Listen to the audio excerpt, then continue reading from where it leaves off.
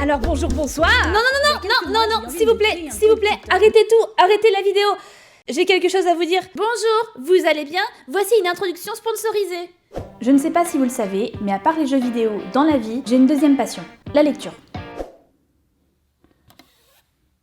Ah, c'est poussiéreux.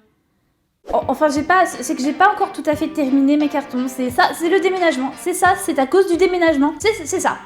Alors aujourd'hui, j'ai envie de vous parler de ce livre, Le jeu du maître de James Dashner, qui est aussi l'auteur du Labyrinthe, oui, vous connaissez le Labyrinthe, des éditions Pocket Jeunesse, qui raconte l'histoire de Michael, un adolescent qui vit dans un monde où il peut connecter sa propre réalité à une réalité virtuelle appelée le Virtnet. En gros, tu peux connecter ta conscience à n'importe quel jeu vidéo et vivre dedans. Tu peux choisir un monde virtuel et vivre dedans. Je sais pas vous, mais moi j'ai toujours rêvé de pouvoir traverser mon écran pour vivre l'aventure.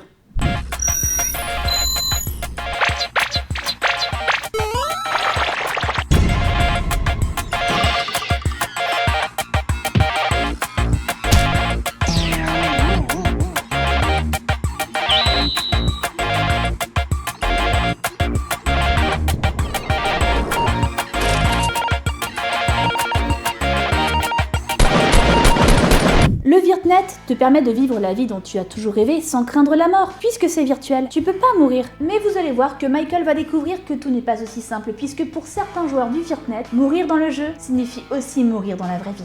Quelque chose se trame dans le Virtnet et lui et ses amis vont tout faire pour l'élucider. Virtuel ou réalité, ne croyez pas ce que vous voyez.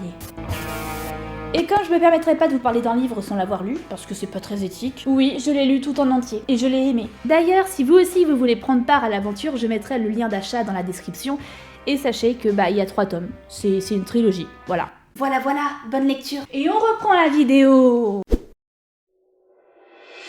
Alors bonjour, bonsoir. Il y a quelques mois, j'ai eu envie de me créer un compte TikTok, même si j'ai encore du mal avec le principe de l'appli.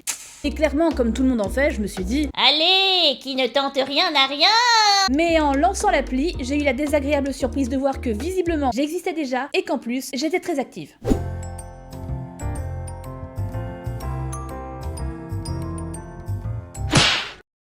10 000 abonnés quand même. Waouh, c'est vraiment pas mal. Bon, le truc, c'est que c'était pas moi. On avait usurpé mon identité et le mec ou la meuf qui se faisait passer pour moi venait voler mes stories Instagram pour les poster en qualité merdique sur TikTok. Aucun respect. Je vous avoue que ça m'a un peu saoulé. Un tout petit peu. Dans tous les cas, si vous voulez suivre vos vidéastes préférés sur les autres réseaux sociaux et que vous avez un doute, en général, vous trouverez tous les bons liens de tous les réseaux sociaux ici, proche de la bannière. Voilà, juste ici. Là, voilà, ici, là. Voilà, en fait, c'est un geste, tu scrolles, tu tournes la tête, c'est là. Soyez sympa, appliquez les gestes barrières, sauvez un youtubeur. Alors, programme de la journée, tourner à peu près 2 heures sur le terrain. Ok. Ensuite, normalement, j'ai un rendez-vous avec... Vous êtes qui, vous? Personne. Vous faites quoi dans mon bureau? Rien du tout. Je vais vous frapper? Non. Sortez de ma maison. Non. Énième menteuse, c'est ma maison. Quoi? Benji? Eh oui, c'est moi. Oui, d'accord, oui, c'est vrai, j'ai pris ta place. Mais c'était pour t'aider à faire plus de vidéos, parce que t'en fais pas beaucoup quand même. Désolé. Mais j'étais mieux que l'original, non? Comme quoi, on sait jamais à qui on a affaire. Méfiez-vous des apparences. Quand j'ai vu qu'on avait usurpé mon identité, ça m'a saoulé un tantinet. Puis après, j'ai relativisé et je me suis dit... Ah, ça va, meuf, heureusement, t'en es pas au stade de Martin Guerre. Martin Guerre. Mais si, Martin Guerre, c'est le mec là qui s'est fait piquer sa vie. Ça vous dit rien? Je vais vous raconter. Les petites histoires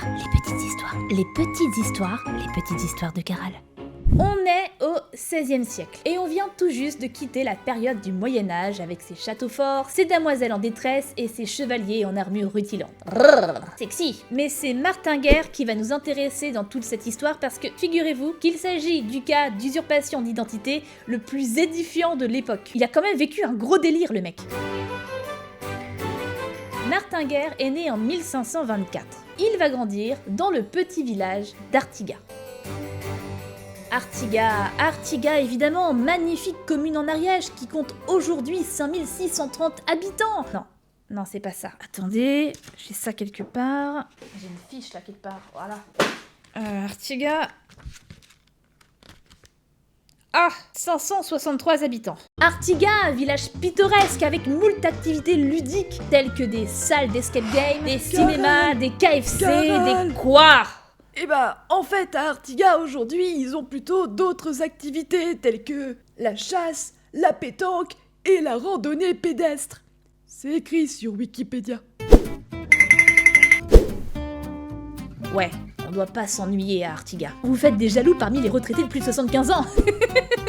Artiga, toi, force à vous.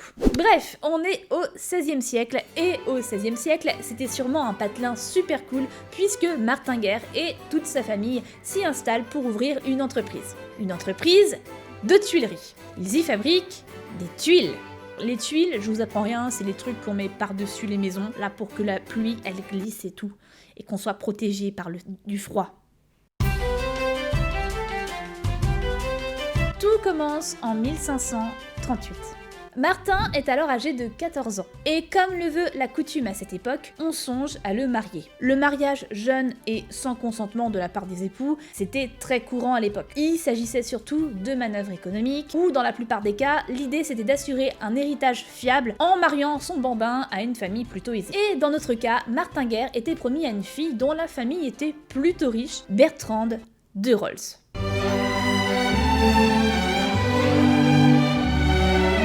Oui, non mais voilà, le mec il a 14 ans, il se marie déjà. Moi, à 14 ans, j'avais d'autres responsabilités. Je me souciais beaucoup plus de ce que j'allais prendre au goûter, je retirais l'échelle de mes Sims pour qu'ils puissent se noyer, et je galérais avec ma trigonométrie. Et lui, ils font une famille. On vit clairement pas la même vie. Donc, un jour, on vient voir Martin, et on lui dit... Écoute mon petit, j'ai une bonne nouvelle. C'est votre époque qui va te marier avec Claude Bertrand là. Et vous nous ferez de beaux enfants, par Dieu. Non, papa, c'est hors de question. Moi, je veux vivre ma vie comme je l'entends. Je veux aller sur les routes et devenir troubadour. Je vais former un groupe avec mes copains. Je ne veux pas que tu brises mes rêves, papa. Je veux devenir troubadour. Je serai trompettiste.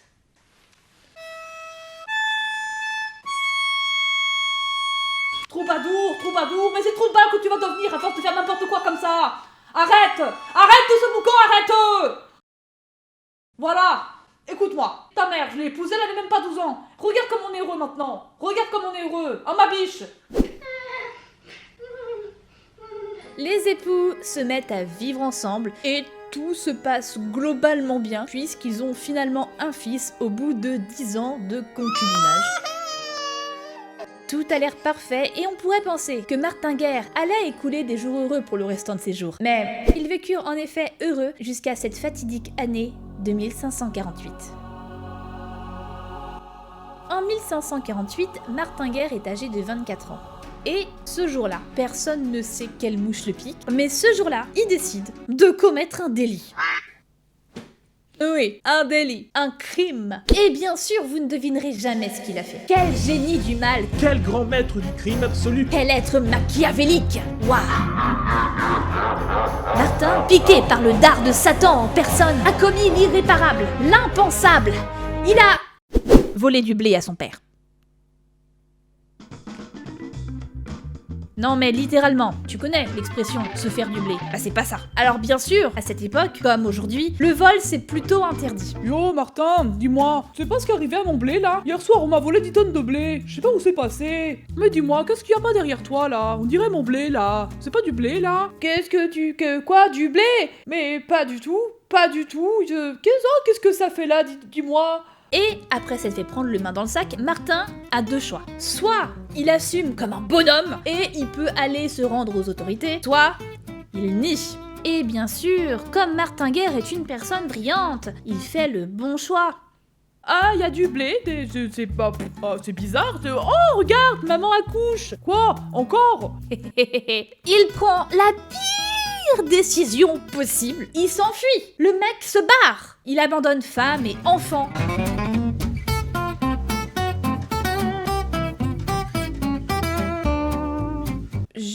il y avait peut-être un moyen de régler ça à l'amiable. Je veux dire, au fond, il a juste volé un peu de blé à son daron. Ça va, ça va. Au pire, il aurait eu quoi? Une bonne rousse dans sa gueule, là. Ça passe. Après, en termes de gravité de délit, je suis pas trop au courant de ce qui se faisait en 1500. Je sais pas quelle est la sentence pour un vol de blé. C'est vrai qu'avant, on voguait pas mal sur les bails un peu sombres, tu vois. Ah non, les punitions, c'était pas les mêmes. Aujourd'hui, tu voles un petit truc, pof pof pof, tu prends une amende et tu continues ta vie. Mais avant...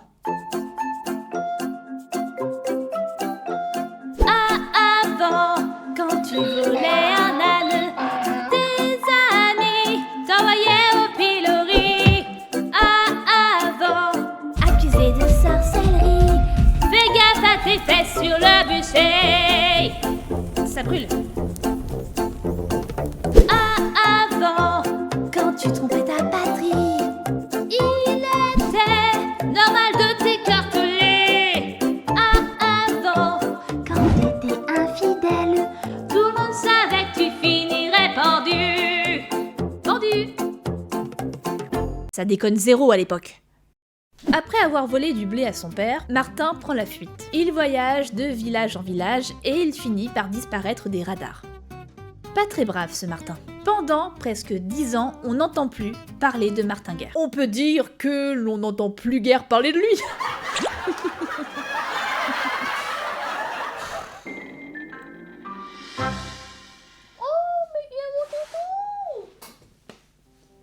Mais qu'est-ce que tu fais?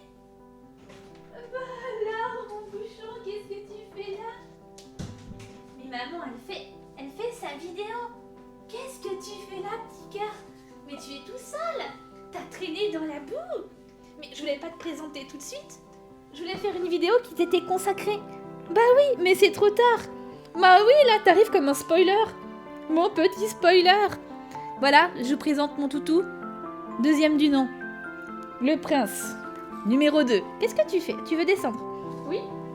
Bah tu m'embêtes. Non, on mange pas Benji. Non, lâche Benji. Mais tu vas le décapiter, arrête. Echo, non. Non. Voilà, c'est bien. Tu veux pas descendre? Oui, moi aussi je t'aime, mais il faut que je termine de travailler. Aïe, mais... tu ne peux pas rester là. Va-t'en. Voilà. Petit imprévu. En parlant d'imprévu, parlons de Bertrande. On est quand même sur une jeune fille qui a été complètement laissée en plan par son mari pour une sombre histoire de vol de blé. C'est pas cool. C'est vraiment pas cool. Sauf que, à cette époque, en 1500, c'était pas extrêmement bien vu qu'une femme vive seule et élève ses enfants seule. Mais malgré l'insistance de ses parents pour se remarier, pour refaire sa vie, pour avoir un nouvel époux, Bertrande refuse et résiste toujours parce que sait-on jamais, peut-être que Martin va revenir. Peut-être. Peut-être est-il parti compter fleurettes aux dames. Nul ne le sait. En tout cas, Bertrande attend près de 10 ans. 10 ans. Elle est déterre, la dame. De ouf. Et puis, en fait, peut-être qu'elle a bien fait puisqu'en 1500... Ouais, chien, qu'est-ce qu'il y a? Qu'est-ce qui se passe, mon doudou? Tu n'es pas tout seul, je suis... Oh, tu fais dodo. D'accord, fais dodo. Il fait dodo. Il fait dodo. Mais il est très chiant, il est très chiant. Et en fait, finalement, peut-être qu'elle a bien fait, puisqu'en 1556, un homme, se faisant appeler Martin Guerre, débarque à Artigas. Il ressemble à Martin, il parle comme Martin, il connaît énormément de détails sur la vie de Martin, mais je vous le donne en mille, c'est pas Martin. Eh oui, on est dans une vidéo sur l'usurpation d'identité. Et là, tout bêtement, vous allez me dire... Aucun problème, de toute façon, sa famille va se rendre compte que c'est pas lui. Même pas. Le retour de Martin Guerre, enfin du faux Martin Guerre, mais là pour l'instant personne ne le sait, a suscité un vif intérêt dans tout le patelin. Dites-vous qu'à l'époque, les gens ils se faisaient grave chier. Mais vraiment. Aussi, le retour de Martin Guerre qui a volé du blé à son père il y a 10 ans, ça a fait le tour du bled. Tout le monde y savait. Tu connais pas la nouvelle? Y a Martin qui serait rentré au pays. Non, c'est vrai. Vite, faut que j'aille le dire à ma tante. Ah oui, tout Artigas était au courant. Donc forcément, quand l'autre loustique est rentré au bercail, il y a eu un événement de grande envergure et tout le monde a rapidement pris connaissance de l'information. De quoi alimenter les ragots, les conversations pendant des mois. Ouais, on s'occupait comme on pouvait à l'époque. Aujourd'hui, il y a les dramas Twitter. Quand Martin est revenu, enfin le faux Martin. Tout le monde l'a su très vite, y compris sa famille. C'est-à-dire ses 4 sœurs. Ouais, il a 4 sœurs. Son oncle, Pierre Guerre, on y reviendra après. Ce personnage est extrêmement important. Sa femme, Bertrande, et les parents de sa femme. Et quand j'ai lu ça la première fois, je me suis dit, sa femme, elle l'a côtoyé pendant 10 ans. Ses sœurs, elles ont grandi avec, et son oncle le connaît très bien. Il y en a bien un qui va se rendre compte que, c'est pas lui. Et ben tu vois, c'est bizarre. Parce que plus je le regarde, moins j'ai l'impression que c'est Martin. Je sais pas. Il était pas blond votre Martin avant? Il était brun? Quelle couleur que c'était les cheveux là? Je sais plus. Je sais pas. Ouais. Bah tu sais quoi? On a qu'à dire que c'est lui. Comme on en avait plus, et maintenant qu'on en a un, et bah ça nous en fait toujours un. C'est vrai qu'après 10 ans d'absence, c'est pas évident. Aujourd'hui, on a les réseaux sociaux, on a les photos, on a les vidéos, on partage des millions et des millions de photos et de vidéos à la seconde. Mais avant, les gens, ils devaient compter sur leur mémoire. Et en 10 ans, physiquement, tu changes. Donc le doute est permis. C'est possible que ce soit lui. Mais sa propre famille, quand même, sa famille. Je veux bien que dans le tas, il y en a qui soient pas très physionomistes. Mais sa femme, quand même, sa femme. Il y en a pas un dans le tas qui s'est dit Tiens, mais notre Martin, il a pas les yeux verts, non? Non, personne. Tout le monde n'y a vu que du feu. Non mais la myopie, à l'époque, c'était plutôt un gros problème. Je vois que ça, c'est pas possible autrement. Une épidémie de myopie. Comme la supercherie a été plutôt efficace, le faux Martin s'installe pour reprendre sa vie d'avant. La vie du vrai Martin. L'autre Martin. Et le mec, il s'installe plutôt bien. Il s'installe bien. Mais vraiment, il fait un enfant à Bertrande.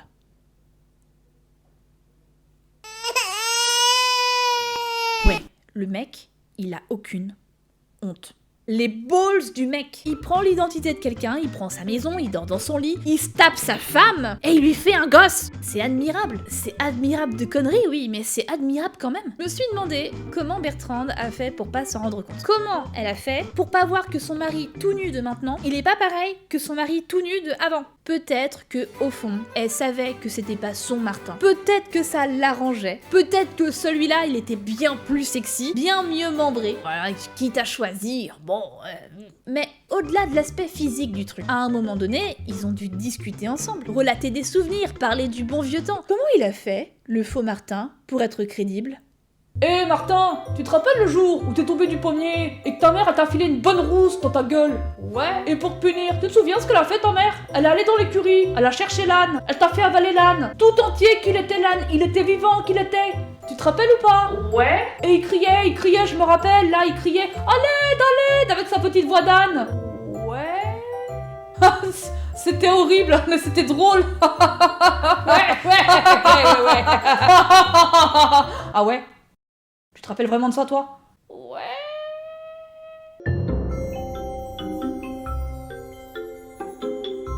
Eh bah t'as raison. C'est bien.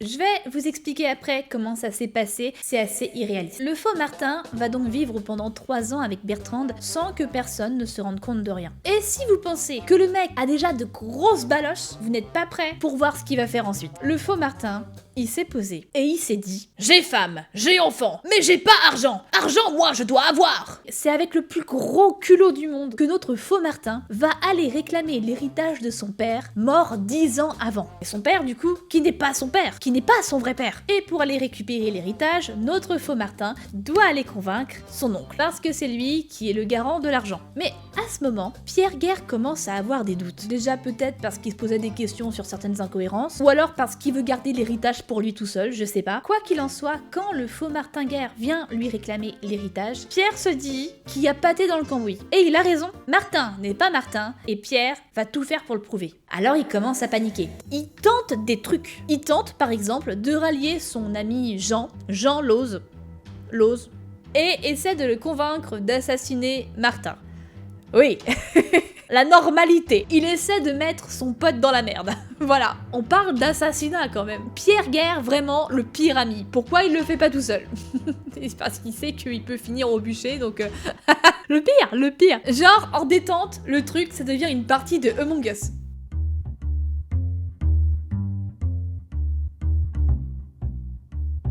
Alors écoutez, il est temps d'arrêter les conneries tout de suite. Arrêtons la mascarade. Jean, on est amis depuis quoi? 20 ans? 30 ans? 50 ans? Je ne sais pas. Il faut que tu votes contre lui, là. Lui, c'est l'imposteur. C'est l'autre Martin, l'imposteur, là. Non, c'est pas moi. Et qu'est-ce qui me dit que c'est pas toi? Il a raison, pourquoi ce serait pas toi? Non mais... et quand même! Puisque je vous dis que c'est lui, c'est que c'est lui! On peut y passer la journée là quand même! T'es en train de t'énerver là? Non, je m'énerve pas, non! Je suis pas énervé, c'est lui l'imposteur là! Il faut voter! Il s'énerve là, hein? J'ai bien le droit de m'énerver! Cette situation n'a aucun sens! Le vrai Martin, c'est pas lui, d'accord? Pierre, tu t'énerves là? J'ai envie de m'énerver, d'accord? De toute façon, une chose est sûre, c'est que ce n'est pas moi l'imposteur! Bon, évidemment, Jean refuse d'assassiner Martin, l'imposteur. Il est pas fou, pote ou pas pote, il veut pas risquer la potence, il veut pas risquer de se faire tuer par les autorités, et il a raison. De toute façon, de l'autre côté, les villageois d'Artiga commencent à se douter qu'il y a un truc qui va pas. Ils commencent à se réveiller et certains ne sont plus totalement convaincus que Martin est bien Martin. Mais si ce Martin n'est pas le vrai Martin, alors où est le vrai Martin ? Et comment ce faux Martin connaît-il autant de détails sur la vie du vrai Martin? Et pendant que le faux Martin il louchait sur son héritage et culbutait sa femme, que faisait le vrai? En 1559, un soldat arrive au village d'Artiga. Et ce soldat dispose d'informations plutôt intéressantes. Martin Guerre? Mais évidemment que je le connais. Figurez-vous qu'il y a 2 ans, il y a eu un siège à Saint-Quentin, un truc de fifou. Il y avait des Espagnols, il y avait des Français, ça se battait dans tous les sens, des coups de canon, des coups d'épée, des coups de bim bim bam boum, n'importe comment, n'importe où, bam bim boum. Et Martin, il était là, un truc de malade, et il s'est battu comme un forcené, et d'ailleurs il a même perdu une jambe. J'étais là, j'ai tout vu, j'ai même perdu des yeux moi, vous voulez voir? Vous voulez voir? Oui, vous avez bien entendu, Martin Guerre est allé faire la guerre.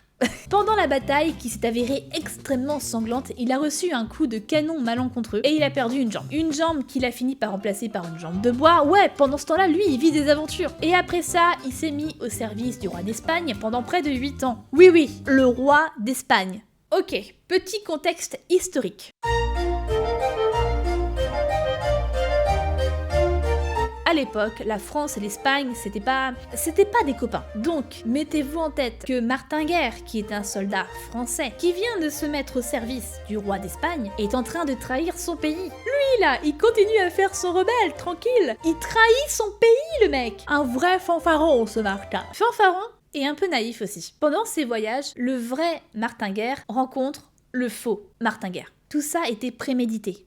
Bon, je vais vous expliquer. Ici, on a Martin. Le vrai Martin Guerre. On va l'appeler Martin. Et là, on a Arnaud, qui est en fait le faux Martin Guerre, l'imposteur. On va l'appeler Arnaud parce que c'est son prénom. Et voilà Arnaud. Arnaud qui, un jour, rencontre les amis de Martin Guerre. À ce moment-là, Arnaud ignore complètement qui est Martin Guerre. Mais il se trouve que les amis de Martin l'ont pris pour lui, parce qu'apparemment, ils se ressemblent énormément. Donc, ils discutent, et au fil de la discussion, Arnaud commence à comprendre que Martin a une petite vie plutôt sympa, et qu'en plus, il a fui la maison à cause d'une sombre histoire de blé volé à son papa. Et là, dans la tête d'Arnaud, commence à germer une idée plutôt maléfique. En mettant à profit sa ressemblance avec Martin, il pourrait réussir à lui voler sa vie? Couillu? Ouais, plutôt. Arnaud va, à un moment, partir à la recherche du vrai Martin Guerre. Son idée, essayer d'en apprendre le plus possible pour tenter de lui ressembler au maximum. Il le retrouve, je sais pas comment, mais en tout cas, il y arrive, et ils deviennent assez intimes. Et Martin lui déballe toute sa vie, sans se douter le moins du monde de ce qui est en train de se tramer. Le problème, c'est que Martin est un peu trop bavard. Et c'est depuis ce jour que j'ai quitté la maison. Voilà. Tu sais tout. Ouais. Ah ouais, c'est chaud ta vie. Ouais, mais tu sais quoi? Tout ce que j'ai vécu, c'est rien. C'est rien parce que je viens de trouver un ami. T'es pas juste là à entendre, tu écoutes vraiment. Tu écoutes tout ce que je dis, tu es formidable. Arnaud, tu es mon meilleur ami. Ouais, donc tu disais que ton papa, il a beaucoup de sous? Oui, et ma femme aussi.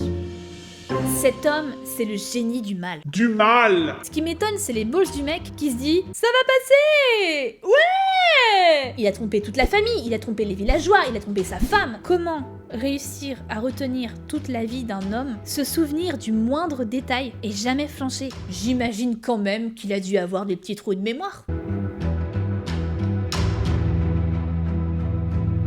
Comment ça s'est fini, cette histoire? Eh ben, le vrai Martin Guerre est rentré chez lui tout simplement et il y a eu un procès. La justice devait déterminer qui des deux était le vrai Martin Guerre. C'est pas évident. Comment tu veux prouver que t'es bien toi? Quels sont les éléments qui peuvent déterminer que tu es vraiment toi quand l'autre il connaît exactement les mêmes détails de ta vie que toi? Le procès, c'était un délire. Ils ont fait appel à des tas et des tas et des tas de témoins, jusqu'au cordonnier. Le cordonnier, mesdames et messieurs. Cette pierre angulaire du procès. Le témoignage du cordonnier, il est extraordinaire. Moi, je suis cordonnier de père en fils, et je puis vous assurer qu'avant son départ, Martin avait une pointure en 12 points. C'est plutôt grand, 12 points. Hein. 12 points, c'est... Voilà, c'est quand même... voilà. Mais que l'autre Martin, lui, ne chaussait que du 9 points, plus petit donc. Je veux bien comprendre que les pieds changent de taille dans une vie, mais en aucune façon, ils rétrécissent de 3 points en 10 ans. En aucune façon. C'est fascinant, je trouve ça fascinant. On va même aller jusqu'à compter le nombre de verrues sur les mains de Martin Guerre pour aller les comparer. Ça va si loin! Oui, il a des verrues. Et pour info, pour les gens qui se demandent à quoi ressemble Martin Guerre, voilà comment les témoignages le décrivent. La plus grande partie des témoins, qui parlèrent en faveur de l'accusé, apportent pour preuve de leur témoignage que Martin Guerre avait 2 soubredents à la mâchoire de dessus, une goutte de sang extravasée à l'œil gauche, l'ongle du premier doigt enfoncé, 3 verrues à la main droite, une autre au petit doigt. Toutes ces marques, l'accusé les avait. Par quel jeu la nature qui les avait données à Martin Guerre les aurait-elle imitées si précisément dans une autre personne? Un homme magnifique! J'ai enfin compris Bertrande. Comme physiquement ça ne donnait rien, on a fini par mettre les 2 Martins dans des pièces séparées et on a commencé à leur poser des questions très pointilleuses sur les éléments de leur vie, notamment sur les secrets de la famille Martin ou des événements un peu intimes qu'on n'est pas censé partager avec des individus. Et ce qui est surprenant, c'est que le vrai Martin comme le faux ont répondu la même chose. Et la nuit de noces, comment ça s'est passé? Eh ben, je me rappelle que Bertrande cherchait ses sous-vêtements et qu'elle les a trouvés dans un coffre. Arnaud, donc le faux Martin, savait tout des détails de la nuit de noces que le vrai Martin a passé avec Bertrande. C'est incroyable! Comment tu fais pour prouver que t'es bien toi? T'as un clone en face de toi, c'est l'horreur! Alors, comme on n'arrivait pas à les différencier, les juges ont eu l'idée de les faire confronter à la famille. Ses sœurs et sa femme devaient décider qui était le vrai entre les deux, et il fallait pas se tromper, parce que vu la sentence qui attendait l'autre, j'aurais pas aimé être à sa place. Quand la famille de Martin est entrée, suspense dans la salle. Au bout de quelques instants, les 4 sœurs et la femme de Martin se mirent à pleurer et se dirigèrent tout de suite vers le vrai Martin. Comment tout à coup elles ont percuté? Je sais pas, sûrement par comparaison, peut-être que quand tu mets les 2 mecs côte à côte, ça devient évident. Par contraste, tu le reconnais. Et le faux Martin, celui qui s'appelle Arnaud, est jeté en prison en attendant d'être jugé. Il finit par avouer, par tout avouer. Il avoue qu'il a rencontré des amis de Martin, puis Martin lui-même, il a eu l'idée de l'imposture. Il avoue que c'est quand même un sacré fils de... Arnaud, de son nom Arnaud de Thiel, était déjà connu dans la région comme étant un sacré sacripant. Un mec pas très fiable. Il a vu une opportunité et il s'est installé le gars. Il s'est dit « Ok, c'est mon moment !» Je sais pas s'il s'est dit la même chose quand on l'a emmené à la potence. Quand il a avoué, il s'est fait juger. Et non, il n'a pas eu d'amende ou d'emprisonnement. C'était la peine de mort, direct. Je vous l'ai dit, on déconne zéro à cette époque. Il paraît que ce fut festif, chacun avait amené son petit bâtonnet de joie. Et pourquoi bâtonnet de joie? Il paraît que ce fut festif, on avait installé une potence devant la maison de Martin. On l'a pendu et on l'a brûlé. Les 2. On a fait les 2. Faut pas plaisanter avec l'usurpation d'identité.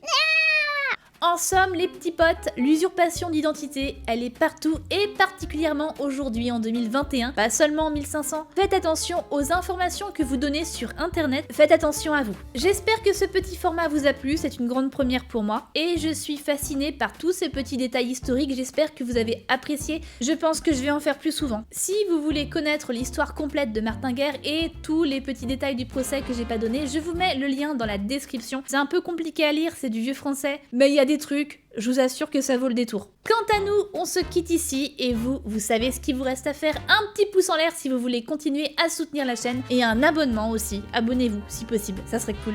Et surtout, n'oubliez pas... Prenez soin de votre rogne. Bisous.